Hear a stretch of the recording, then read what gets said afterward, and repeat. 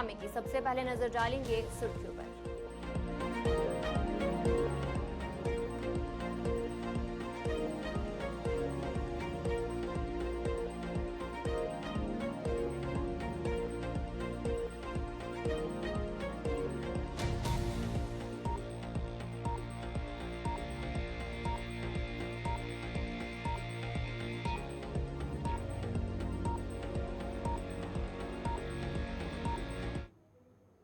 तो चलिए अब खबरें तफसील के साथ। दिल्ली से एक बड़ी खबर सामने आ रही है, जहां पर पटियाला हाउस कोर्ट में होगी आज हतमी समाअत। इंजीनियर रशीद के हवाले से खबर सामने आ रही है। इंजीनियर रशीद की जमानत की दरख्वास्त पर आज फैसला होगा। एनआईए ने बयान हल्फी किया दाखिल, 4 बजे आ सकता है हतमी फैसला। बड़ी खबर सामने आ रही है इंजीनियर रशीद के हवाले से, जहां पर कहा जा रहा है कि पटियाला हाउस कोर्ट में आज हतमी समाअत होगी।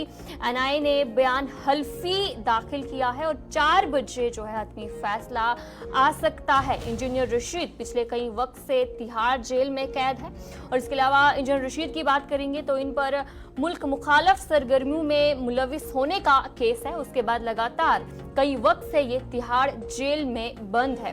और लोकसभा इंतखाबात की बात करेंगे तो हाल ही में इंजीनियर रशीद ने लोकसभा इंतखाबात में भी जीत दर्ज की थी। और फिलहाल अभी बड़ी खबर दिल्ली सामने आ रही है, जहां पर कहा जा रहा है कि आज 4 बजे जो है ये हतमी फैसला आ सकता है। हल्फ लेने के लिए कोर्ट के सामने जो है दरख्वास्त की गई थी।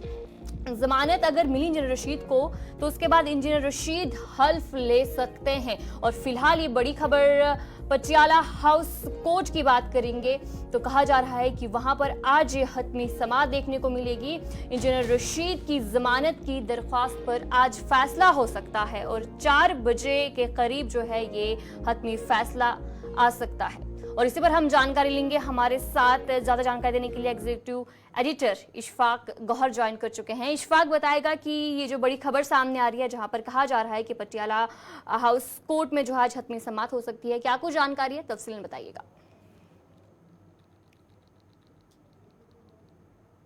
दिल्ली के पटियाला हाउस कोर्ट के अंदर इंजीनियर अब्दुल रशीद जो विधायक चुनकर आए हैं बारामूला लोकसभा से, उनकी अर्जी की जमानत जो है वो उस पर आज फैसला हो सकता है 4 बजे के आसपास। क्योंकि हमें जो खबर आ रही है वो यही आ रही है कि एनआईए ने अपना जो एफिडेविट है वो फाइल कर दिया है और सरकारी वकील की तरफ से भी अपनी बात रखी गई है, लेकिन फैसला जो है वो तकरीबन 4 बजे के आसपास जो है वो आने की उम्मीद है। और अभी तक जो एक्सपर्ट्स है उनका ये मानना है कि कुछ ऑप्शंस हैं, अगर उनको अवेल किया जाए तो इंजीनियर रशीद को थोड़ी सी राहत मिल सकती है कि वो जेल से निकल कर सीधे पार्लियामेंट जाएंगे, जहां पर वो ओथ ले सकते हैं। लेकिन कुछ का मानना है कि टाइट लिप कह रहे हैं कि क्योंकि बहुत ज्यादा संगीन आरोप उन पर है और ये सिर्फ इंजीनियर रशीद वाला मामला नहीं है। पंजाब से भी एक सांसद चुनकर आए हैं जिन पर एनएसए लगा हुआ है और उन्होंने भी सुप्रीम कोर्ट के अंदर गुहार लगाई हुई है। तो इसलिए अगर एक को राहत मिलती है तो उसको अकॉर्डिंगली फायदा सबको मिलेगा। इसलिए 4 बजे जो आज समाअत होने जा रही है, 4 बजे जो आज वर्डिक्ट आएगा वो फैसला करेगा कि क्या इंजीनियर रशीद ओथ ले पाएंगे या नहीं। जी चलिए, बहुत बहुत शुक्रिया जानकारी देने के लिए। जहां आपको जानकारी जो है एग्जीक्यूटिव एडिटर इशफाक गौहर दे रहे थे, जहां पर कहा जा रहा है कि आज 4 बजे जो है ये हतमी फैसला आ सकता है।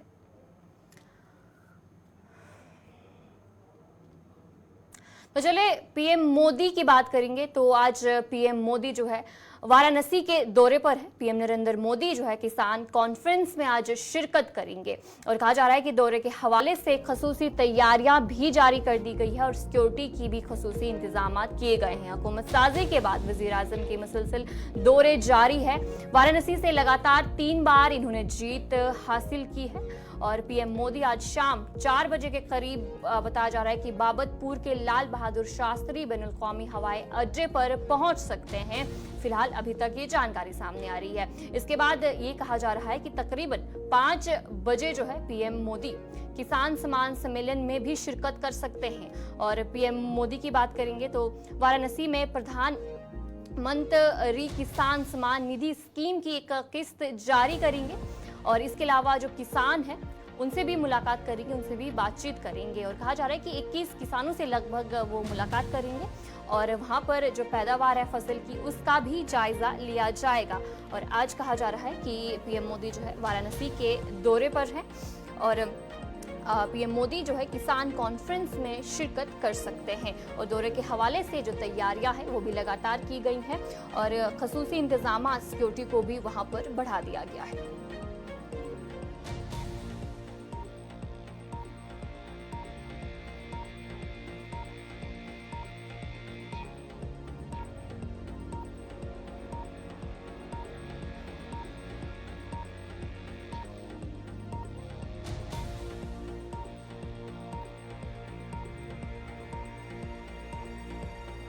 चलिए इसी पर हम जानकारी भी लेंगे। हमारे साथ गौरव ज्वाइन कर चुके हैं। गौरव बताएगा जहां पर आज पीएम मोदी का ये दौरा होने वाला है, क्या कुछ जानकारी इस हवाले से?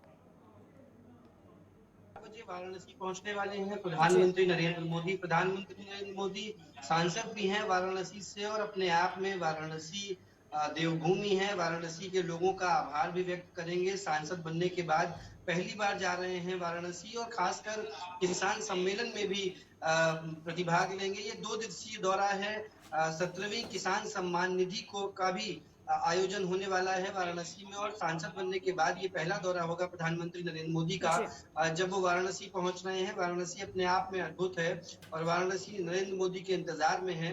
प्रधानमंत्री नरेंद्र मोदी सांसद भी बने हैं इस बार वाराणसी से और वाराणसी में जनता को तो धन्यवाद देना ही है, साथ ही साथ भारत किसान सम्मान निधि का भी एक बड़ा आयोजन किया जा रहा है जिसमें 17वीं किस्त का उद्घाटन करेंगे प्रधानमंत्री नरेंद्र मोदी जी। अच्छा बताएगा कि किसानों की बात करें तो उनसे भी मुलाकात करेंगे, तो कितना अहम ये दौरा रह सकता है उनके लिए?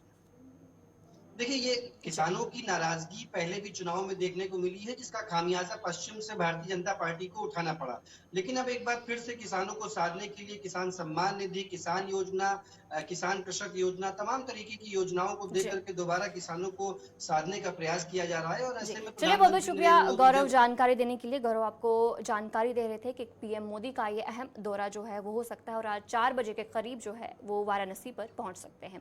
और चलिए आगे बढ़ जाएंगे। राहुल गांधी की बात करें। राहुल गांधी ने वयनाड सीट छोड़ने का ऐलान किया है। प्रियंका गांधी केरला वयनाड लोकसभा से सीट से जो है इंतखाबात का आगाज करेंगी। राहुल गांधी ने रायबरेली सीट को बरकरार रखने का फैसला किया है। राहुल गांधी ने वयनाड सीट छोड़ने का ऐलान किया है। कांग्रेस लीडर प्रियंका गांधी केरला के वयनाड लोकसभा सीट से इंतखाबात में अपना इंतखाबी आगाज करेंगी। कांग्रेस के साबिक सरबराह राहुल गांधी ने उत्तर प्रदेश में रायबरेली सीट को बरकरार रखने का फैसला किया है। राहुल गांधी ने हाल ही में दोनों सीटों पर कामयाबी हासिल की थी, लेकिन उसके अलावा सिर्फ एक सीट को जो है बरकरार रखने की उन्हें इजाजत दी गई थी।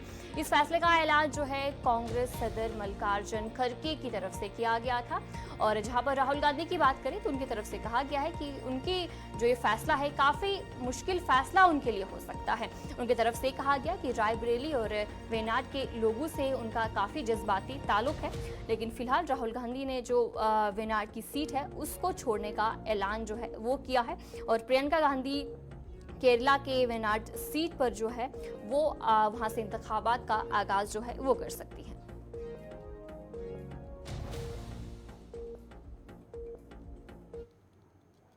तो चलिए अब आगे बढ़ जाएंगे। एक दिल्ली से भी एक और अहम खबर सामने आ रही है, जहां पर अमित शाह जेपी नड्डा की सदारत में 21 जून के बाद एक इजलास किया जाएगा। जम्मू कश्मीर बीजेपी के 5 सीनियर लीडर इस इजलास में मौजूद रहेंगे। मौजूदा सूरत हाल, सिक्योरिटी और सियासी मामलों पर तबादला ख्याल किया जाएगा। जम्मू कश्मीर में इंतखाबात के हवाले से सियासी हलचल तेज देखने को मिल रही है। इसी हवाले से जहां कल मरकजी वजीर जी किशन रेड्डी को जम्मू कश्मीर असेंबली इलेक्शन का इंचार्ज मुकर्रर किया गया था और अब एक बड़ा इजलास दिल्ली में 21 जून के बाद होने वाला है, जिसकी सदारत मरकजी वजीर दाखिला अमित शाह, मरकजी वजीर सेहत जगत प्रकाश नड्डा करेंगे।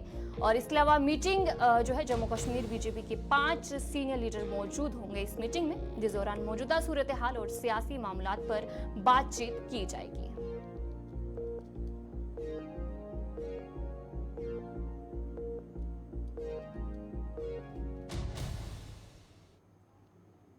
21 जून को मनाए जाने वाले बैनुल-अक़वामी योगा डे की खास तकरीब में शिरकत के लिए वज़ीर-ए-आज़म नरेंद्र मोदी कश्मीर के दौरे पर होंगे। इस सिलसिले में ज़रूरी तैयारियों को हतमी शक्ल देने के लिए श्रीनगर शहर और इसके अलावा जो बाकी एरियाज़ हैं उनको वहाँ पर सिक्योरिटी सख्त की गई है, जहाँ पर SKICC के इर्द गिर्द सिक्योरिटी के गैर मामूली इंतजाम किए जा रहे हैं। हसास मकामात पर पुलिस फोर्सेज की इजाफी दस्तों मुकम्मल तौर पर तैनात अमल में लाई गई हैं। इसके साथ साथ CCTV कैमरों से मशकूक नकल व हमल और सरगर्मियों पर कड़ी नज़र भी रखी जा रही है। बैनुल-अक़वामी योगा डे की ये तकरीब झील डल के किनारे पर वाक़या शेर कश्मीर इंटरनेशनल कन्वेंशन सेंटर में मुनक्किद होगी। लेफ्टिनेंट गवर्नर की इंतज़ामिया ने पहले ही तकरीब को कामयाब बनाने के लिए बड़े पैमाने पर इंतजाम शुरू कर दिए थे। इस सिलसिले में योगा डे प्रोग्राम में शामिल होने वाले तुलबात NCC और इसके अलावा आम शहरी समाजी कारकुनों और दीगर लोगों को भी ज़रूरी हिदायत दी गई हैं।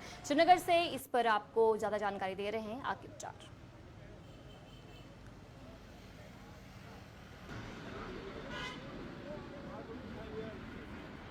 मुल्क के वज़ीर-ए-आज़म नरेंद्र मोदी कुछ दिन के बाद श्रीनगर के दौरे पे होंगे। यहाँ पे तैयारियां बिल्कुल मुकम्मल है। श्रीनगर के SKICC में इंटरनेशनल योगा डे वो मनाने आएंगे। बिल्कुल यहाँ पे मेरा कैमरामैन आपको दिखाएगा, सिक्योरिटी के कड़े इंतजाम यहाँ पे किए गए हैं, जिसमें जम्मू कश्मीर पुलिस के जवान, बाकी सिक्योरिटी एजेंसीज जो है मुतहरिक हुए हैं और यहाँ पे बिल्कुल तैयारियां मुकम्मल हो चुकी हैं। अब कुछ दिन के बाद ही जम्मू कश्मीर के दौरे पे मुल्क के वज़ीर-ए-आज़म नरेंद्र मोदी होंगे और यहाँ पे इंटरनेशनल योगा डे मनाएंगे। आपको बताया कि लगातार जब लोकसभा चुनाव हुए और तीसरी बार जब मुल्क के वज़ीर-ए-आज़म बने हैं तो पहला दौरा जम्मू कश्मीर होगा और यहाँ पे बिल्कुल सिक्योरिटी के कड़े इंतजाम किए गए, जिसमें जम्मू कश्मीर के जवान और स्पेशल पुलिस ग्रुप और उसके साथ साथ बाकी जो सिक्योरिटी एजेंसीज हैं उनको यहाँ पे मुतहरिक किया गया है और हर छोटी सी लेकर बड़ी चीज़ पर यहाँ पे नज़र रखी जा रही है। आपको मैं बताऊं कि श्रीनगर के SKICC के बाहर जितने भी जो रूट मैप्स हैं वो अब कुछ दिन के बाद ही शाया होंगे और उसके बाद यहाँ पे जब मुल्क के वज़ीर-ए-आज़म पहुँचेंगे तो यहाँ पे सिक्योरिटी के कड़े इंतजाम पहले ही किए गए हैं। हर एक नुक्कड़ पे पुलिस के जवान दिख रहे हैं और यहाँ पे स्पेशल पुलिस ग्रुप जो है उनको यहाँ पे तैनात किया गया। हर छोटी सी लेकर बड़ी चीज़ पर यहाँ पे नज़र रखी जा रही है और जो श्रीनगर का SKICC है यहाँ पे किसी भी शख्स को अंदर जाने की इजाज़त नहीं दी जाती है। उन्हीं को इजाज़त दी जाती है जिनके पास वैलिड डॉक्यूमेंट से वैलिड प्रूफ है, उनको आगे चलने की इजाज़त दी जाती है। ये आप देख सकते हैं कि SM की जो वर्कर्स हैं उनको पहले स्कैन किया जा रहा है, पूरे तरीके से स्क्रीनिंग होती है और उसके बाद उनको आगे चलने की इजाज़त दी जाती है। कुल मिला के सिक्योरिटी के सख्त तरीन इंतजाम किए जा रहे हैं और अब कुछ दिन के बाद ही मुल्क के वज़ीर-ए-आज़म नरेंद्र मोदी जम्मू कश्मीर के दौरे पे होंगे और यहाँ पे इंटरनेशनल योगा डे मनाएंगे। आपको बताया कि इससे पहले नितिन गडकरी जो कल उन्होंने मीटिंग की, उसके साथ साथ जम्मू कश्मीर के लेफ्टिनेंट गवर्नर ने भी उनके साथ मुलाकात हुए हैं और कुछ ऐसे अहम प्रोजेक्ट्स पे डिस्कशन हुई है। और यहाँ पे मैं आपको बताऊं कि 2 दिन पहले मुल्क के गृह मंत्री यानी कि अमित शाह ने भी एक मीटिंग की है। तो लगातार ये साफ तौर वाज़िया होता है कि जम्मू कश्मीर को लेकर कितने सीरियस अब सेंटर दिख रही है। तो अब मुल्क के वज़ीर-ए-आज़म नरेंद्र मोदी यहाँ पे पहुँचेंगे और यहाँ पे सिक्योरिटी के सख्त तरीन इंतजाम किए गए हैं। कैमरामैन समीर वानी के साथ मैं आकिब डार, गुलिस्तान न्यूज़, श्रीनगर। जहां 21 तारीख को आलमी योगा डे मनाया जाएगा और श्रीनगर में इस हवाले से बड़ी तकरीब मुनक्किद होगी, वहीं श्रीनगर के मुख्तलिफ मकामात पर खिलाड़ियों की तरफ से योग करने का सिलसिला भी जारी है। श्रीनगर में आबशारों के बीच नौजवान खिलाड़ी मुख्तलिफ एक्सरसाइज करते हुए भी नजर आ रहे हैं। जम्मू कश्मीर स्पोर्ट्स काउंसिल के जुड़े खिलाड़ियों ने पिछले कई दिनों से अवाम की तवज्जो अपने ओर खींचने में कामयाबी हासिल की।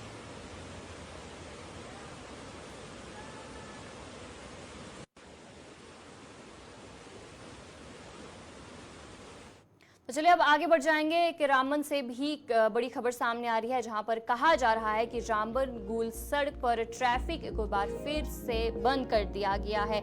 परनोद में जमीन खिसकने का वाकया फिर से सामने आ रहा है और जिसके चलते लोगों को हिदायत दी गई है कि वो फिलहाल इस सड़क पर जो है सफ़र ना करे और अगले इतला तक इलाके में सफ़र करने से गुरेज करने की हिदायत दी गई है। रामनगुल रोड एक और बार फिर पड़नौत में ज़मीन के गिरने की वजह से बंद है। जो ज़मीन खिसकने का सिलसिला है वो एक और बार फिर से जारी है और कहा जा रहा है कि हर किसी की हिफाजत के लिए अगले इतला तक इलाके में सफ़र करना या पैदल चलने से गुरेज करने की हिदायत जो है वो दी गई है इंतजामिया की तरफ से।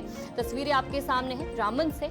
एक और बार फिर से पड़नौत की बात करेंगे, वहां पर ज़मीन खिसकने का सिलसिला जारी है और रामनगुल पर जो है ट्रैफिक को फिलहाल बंद कर दिया गया है और हिदायत दी गई है कि अगले इतला तक जो है सफ़र ना करें।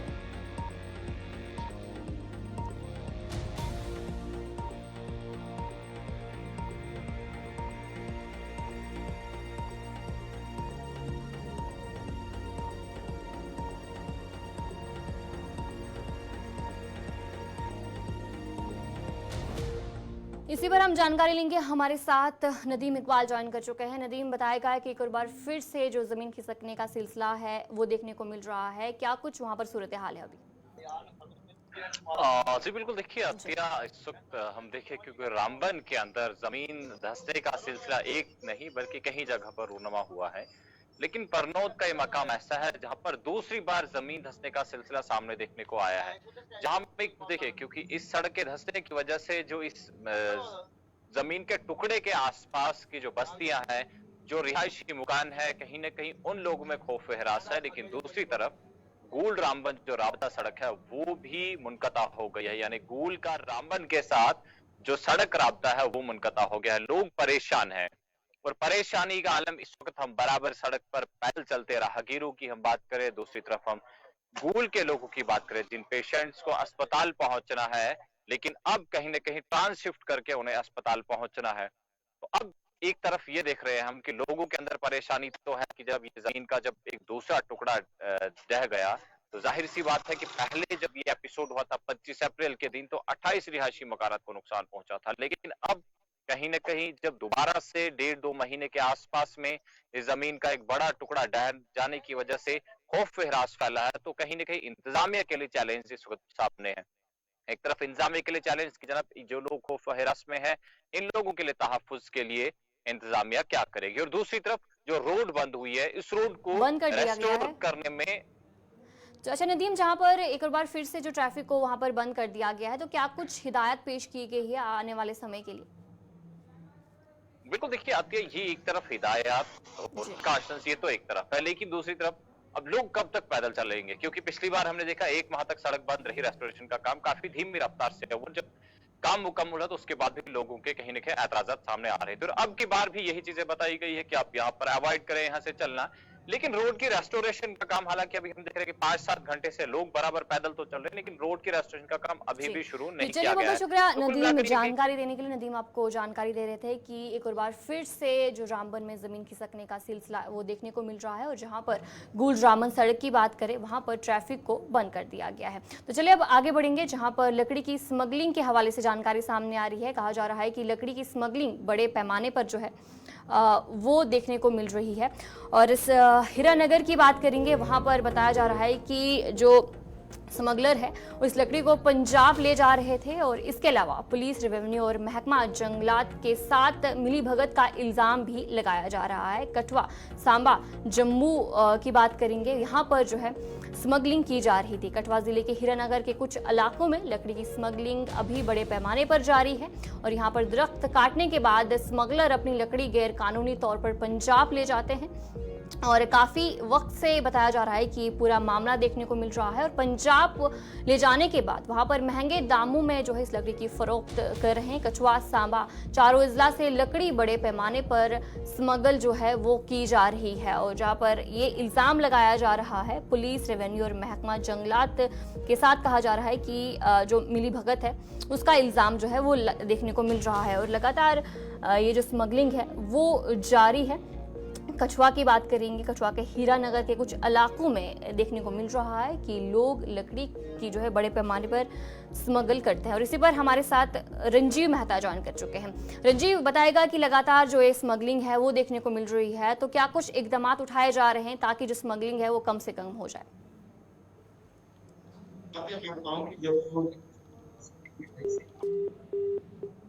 समय से हो रही है, तो जिसके चलते यहाँ पे लगातार ये स्मगलिंग की खबरें आती हैं। पुलिस का सैंक्शन है इसमें, रेवेन्यू विभाग के लोग जो हैं वो शामिल हैं और इसके साथ वन विभाग के लोग भी हैं। फॉरेस्ट प्रोटेक्शन फोर्स की बात करूं तो यहाँ पर फॉरेस्ट प्रोटेक्शन फोर्स की बाकायदा एक चौकी है और उनका एक यूनिट कठुआ में स्थापित है। उसके बावजूद भी आज तक बहुत कम गाड़ियां जो हैं उनके द्वारा पकड़ी गई हैं, क्योंकि जो जितना भी इलाका पंजाब की सीमा के साथ लगता है कठुआ जिले का, वहां से ये लकड़ी जो है, इमारती लकड़ी जो है पंजाब की मंडियों में जाती है। राजस्व विभाग की, तो राजस्व विभाग के जो छोटे कर्मचारी हैं, पटवारी या गेदावर, जिन्होंने इनकी परमिशनें बनानी होती हैं लकड़ी की, वो भी इस पूरे खेल में शामिल है और उनके नाक के नीचे से लकड़ी काट कर ले जाते हैं तस्कर। और मैं बड़ी बात यह है, इसमें सिर्फ कठुआ जिला ही शामिल नहीं है, इसमें जम्मू जिले के तस्कर हैं, सांबा जिले के तस्कर हैं, उधमपुर जिले के और रियासी तक के लोग जो है इसमें शामिल है। और रोजाना 2 दर्जन गाड़ियां जो है कोड़कुन्नू के रास्ते राजबाग थाना क्षेत्र से होते हुए, उसकी बॉर्डर पुलिस पोस्टें हैं, कम से कम आधा दर्जन उनको पार करते हुए पंजाब के रास्ते में चली जाती है, पर उनको कोई नहीं रास्ते में रोकता। रोजाना शाम को 5-6 बजे के बाद रात देर तक ये खेल जो है, गोरख धंधा जो है वो जारी रहता है और मोटी रकम जो है इसके एवज में अधिकारियों को मिलती है, जिसके चलते ये सारा जो धंधा है, क्योंकि इसका पर्दाफाश गुलिस्तान न्यूज पर आज हुआ है और लगता है आने वाले समय पर इस खबर के संज्ञान के बाद लेने के बाद इस पर लगाम जरूर लगेगी। जी चलिए, बहुत बहुत शुक्रिया रंजीव मेहता जानकारी देने के लिए। रंजीव मेहता आपको जानकारी दे रहे थे कि लगातार जो हीरानगर में लकड़ी की स्मगलिंग का सिलसिला है वो जारी है। तो अमरनाथ यात्रा 29 जून को शुरू होने वाली है, जिसके चलते जम्मू कश्मीर पुलिस ने स्पेशल ऑपरेशन ग्रुप के साथ जम्मू में अमरनाथ यात्रा के बेस कैंप में एक मॉक ड्रिल का इनेकाद किया और आइंदा अमरनाथ यात्रा के लिए सिक्योरिटी सख्त कर दी गई है। इस दौरान DC Jammu, GMC commissioner Jammu मौके पर पहुंचे और वहां पर सिक्योरिटी का जायजा लिया।